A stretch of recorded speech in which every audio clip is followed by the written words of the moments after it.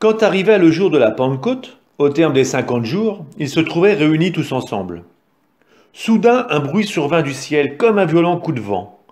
La maison où ils étaient assis en fut remplie tout entière. Alors apparurent des langues qui en auraient dit de feu, qui se partageaient, et il s'en posa une sur chacun d'eux. Tous furent remplis d'Esprit Saint. Ils se mirent à parler en d'autres langues, et chacun s'exprimait selon le don de l'Esprit. Or il y avait, résidant à Jérusalem, des Juifs religieux venant de toutes les nations sous le ciel. Lorsque ceux-ci entendirent la voix qui retentissait, ils se rassemblèrent en foule. Ils étaient en pleine confusion parce que chacun d'eux entendait dans son propre dialecte ceux qui parlaient. Dans la stupéfaction et l'émerveillement, ils disaient « Ces gens qui parlent ne sont-ils pas tous galiléens? Comment se fait-il que chacun de nous les entende dans son propre dialecte, sa langue maternelle ?» Parthès, Médès, Élamites, habitants de la Mésopotamie, de la Judée, de la Cappadoce, de la province du Pont et de celle d'Asie, de la Phrygie et de la Pamphylie, de l'Égypte et des contrées de Libye proches de Cyrène, Romains de passage, Juifs de naissance et convertis, Crétois et Arabes, tous nous les entendons parler dans nos langues des merveilles de Dieu. Ils étaient tous dans la stupéfaction et la perplexité, se disant l'un à l'autre « Qu'est-ce que cela signifie ?»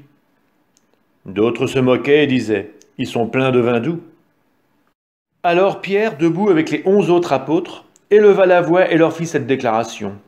« Vous, Juifs, et vous tous qui résidez à Jérusalem, sachez bien ceci, prêtez l'oreille à mes paroles.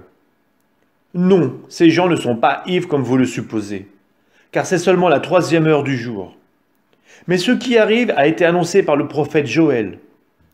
Il arrivera dans les derniers jours, dit Dieu, que je répandrai mon esprit sur toute créature. Vos fils et vos filles prophétiseront, vos jeunes gens auront des visions, et vos anciens auront des songes. Même sur mes serviteurs et sur mes servantes, je répandrai mon esprit en ces jours-là, et ils prophétiseront. Je ferai des prodiges en haut dans le ciel, et des signes en bas sur la terre, du sang, du feu, un nuage de fumée. Le soleil sera changé en ténèbres, et la lune sera changée en sang, avant que vienne le jour du Seigneur, jour grand et manifeste. Alors quiconque invoquera le nom du Seigneur sera sauvé. Hommes d'Israël, écoutez les paroles que voici. Il s'agit de Jésus le Nazaréen, homme que Dieu a accrédité auprès de vous en accomplissant par lui des miracles, des prodiges et des signes au milieu de vous, comme vous le savez vous-même. Cet homme, livré selon le dessein bien arrêté et la prescience de Dieu, vous l'avez supprimé en le clouant sur le bois par la main des impies. Mais Dieu l'a ressuscité en le délivrant des douleurs de la mort, car il n'était pas possible qu'elle le retienne en son pouvoir. En effet, c'est de lui que parle David dans le psaume. « Je voyais le Seigneur devant moi sans relâche, il est à ma droite, je suis inébranlable. C'est pourquoi mon cœur est en fête et ma langue exulte de joie. Ma chair elle-même reposera dans l'espérance.